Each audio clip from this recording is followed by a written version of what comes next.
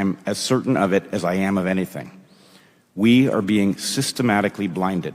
Another scientist who I trust, you know him from the Rubin Report, Dr. Bret Weinstein. He testified at Congress just a few days ago about how public trust is collapsing right now, and it's kind of exactly what should happen. I believe we must zoom out if we are to understand the pattern that we are gathered here to explore, because the pattern is larger than federal health agencies and the COVID cartel. If we do zoom out and ask, what are they hiding? The answer becomes as obvious as it is disturbing. They are hiding everything. It will be jarring for many to hear a scientist speak with such certainty. It should be jarring.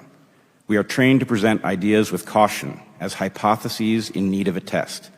But in this case, I have tested the idea, and I am as certain of it as I am of anything. We are being systematically blinded. It is the only explanation I have encountered that will not only describe the present, but also, in my experience, predicts the future with all but perfect accuracy. The pattern is a simple one. You can see it clearly and test it yourself. Every single institution dedicated to public truth-seeking is under simultaneous attack.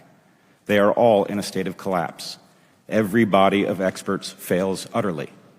Individual experts who resist, or worse, in an attempt to return their institutions to sanity, they find themselves coerced into submission.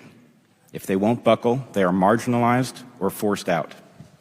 Those outside of the institutions who either seek truth alone or who build new institutions with a truth-seeking mission face merciless attacks on both their integrity and expertise, often by the very institutions whose mission they refuse to abandon.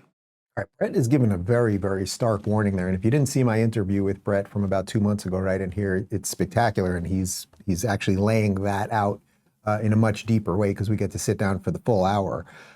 But you know what he said is true there. The institutions are collapsing. Everyone who stands up against the institutions, whether it's the CDC or whether it's a good, actually liberal professor who believes in free speech at Harvard, let's say, they are the ones who are booted out. And what he's saying is there is a coordinated attack on all of our institutions, right? And we see it. We see it absolutely everywhere. This DEI thing got pushed into all of the institutions, and it's doing exactly what it set out to do. It's why I always say you can't just, they're just a bunch of purple-haired, fat, asexual losers. It's like, well, okay, that might be true, but they also caused a hell of a lot of damage, right? And now we know we have selective prosecution because it's gone into our judiciary. It is across the board. And what happens if all of our institutions collapse? Well, Fauci's warning about if you're too skeptical, if we get too many of these skeptical people, it might end democracy. But actually, if all of our institutions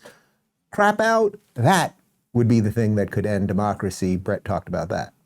Our research universities spend huge sums of public money to reach preordained conclusions.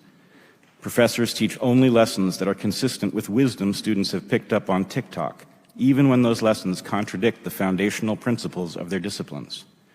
The CDC has become an excellent guide to protecting your health, but only for people who realize you should do the opposite of whatever it advises. The courts, the last holdout in this ongoing inversion of reality, are now regularly used as a coercive weapon of elites against those who threaten them. We have literally witnessed the Department of Homeland Security attempt to set up a truth ministry and declare accurate critique of government as a kind of terrorism. To my fellow patriots in the West, the pattern is unmistakable.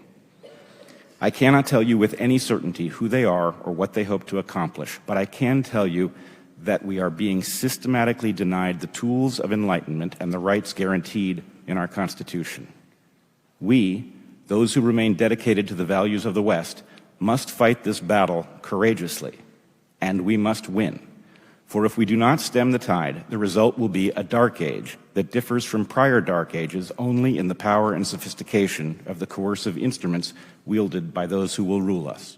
I have to say, it's sort of an honor doing the show in a weird way, like interviewing all of these people, becoming friends with them, breaking bread with them, knowing them so well, and then seeing this type of people, and obviously Bret is right in the middle of it, of who are just leveling up and are part of the solution, or at least trying to expose the problem. His line about doing the opposite of what the CDC said was pretty great. Also, it's interesting. He says he says something to the effect of, "I don't know who they are or what they hope to accomplish." And that's why I always refer to it. You can refer to it as the machine, whatever you want, the swamp, whatever it is. Like, we don't know exactly who they are, the globalists, but there is something wrong in our system. We all know it. We all know that there are people on mainstream media who just lie about everything, and that there are people at all the institutions who lie about everything. And it's like, why? Why? I don't know. I don't know exactly. I mean, is it to just fundamentally destroy the West, as he says? I guess that's quite likely.